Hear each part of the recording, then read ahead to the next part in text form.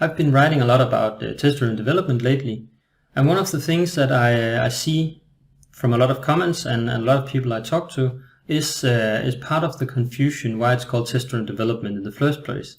Because the initial word test kind of dictates that it's about testing.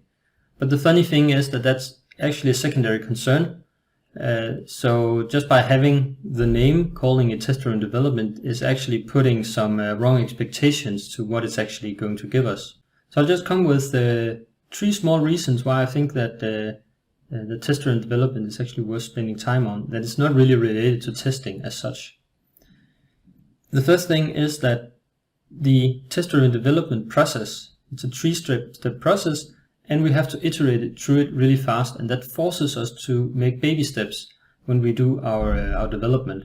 And that reduces the cognitive overload that we have trying to understand what we're doing, because smaller steps makes it a lot easier to do.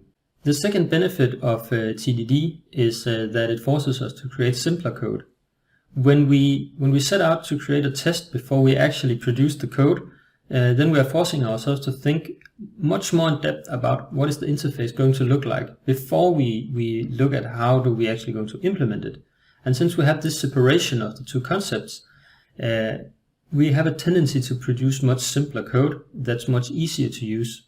And the third thing is that the only way to make sure that our system is in a place where we can continually add features to it without being slowed down by the system itself is if we continuously clean it up and refactor it.